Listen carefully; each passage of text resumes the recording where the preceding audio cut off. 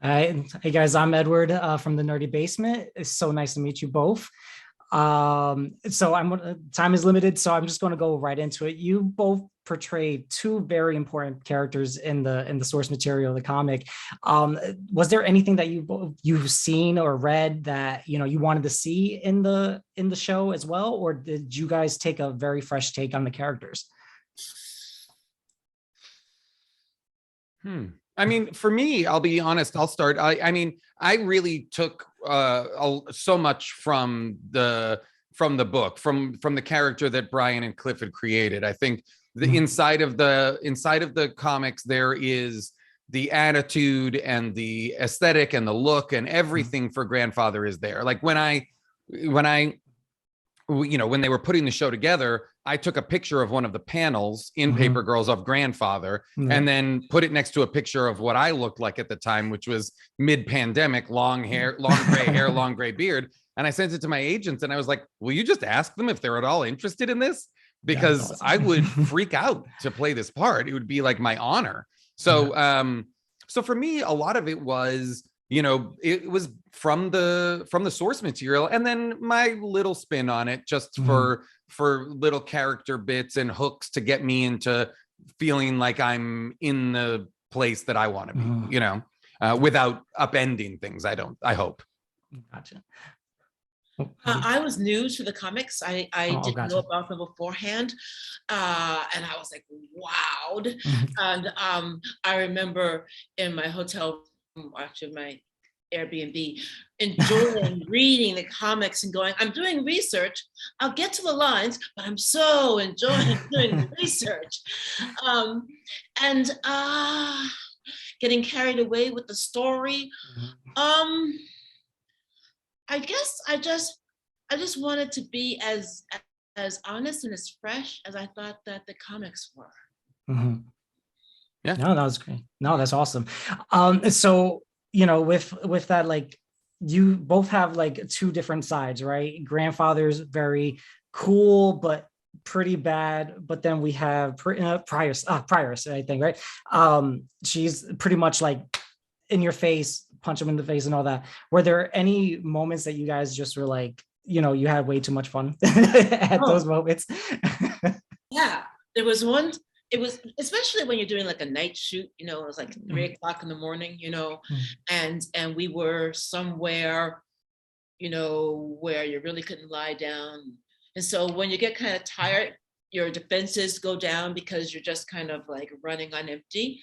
And Jason's like a hoot, So, I mean, we all know that, but he's a hoot. So I very much enjoy playing along with Jason and his improvisation.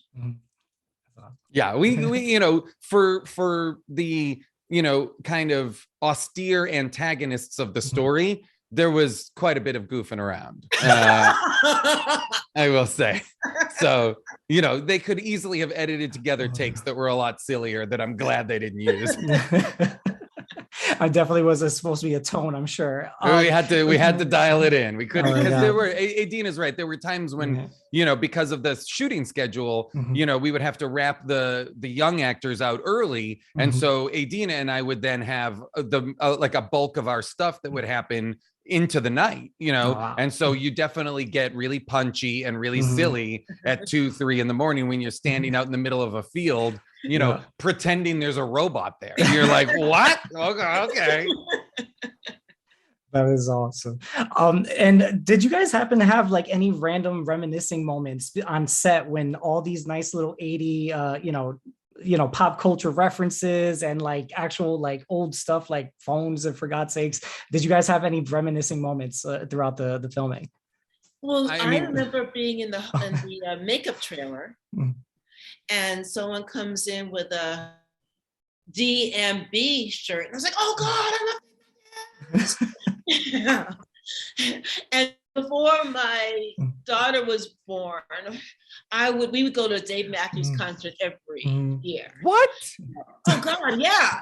Oh my God, you're blowing my mind right now. And I've gone to the Gorge, What? Yes, and Dave Matthews for 3 days straight, and Crash, what I've done to the song Crash.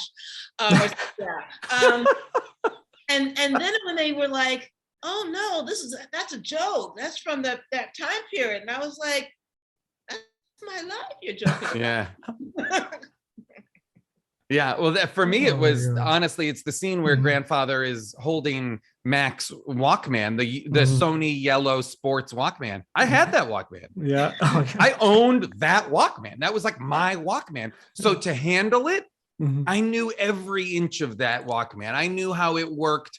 So it was wild. It was like Proust's Madeleines, an immediate sense memory.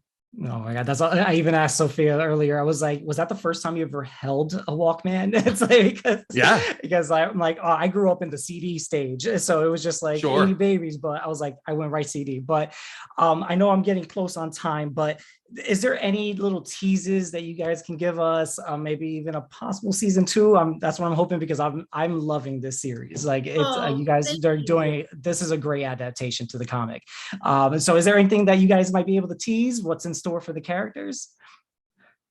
Without, I don't know. I guess I could get cut off. I mean, I will say there's, I don't think we can reveal anything or anything like that, but I will say one of the things that very much attracted me to this was, even though I knew I was only going to be in the season 1 rather, very briefly, having read the comics and knowing the larger story that's being told, like I couldn't be more excited for where this goes. I couldn't be more excited to do more of what I know is inside of this incredible story. So my hope is that we get to tell it, because it's fucking rad. Yeah. And anything is possible. So, when you have time travel, yes. Time travel, and so, we'll just put it on. And I think having Harry Styles in the show. Oh, sorry, I'm not supposed to say that. I love. Thank you for the 1 million of views. That's just going to get me. All right, well, guys, I'm running on time. It was a pleasure. Thank you for taking some time out of your day to answer some questions for us. Again, loving the series. I hoping for the season 2 to come out. Excellent. Thanks so much, Edward. No, thank you guys. Appreciate it. Thank you.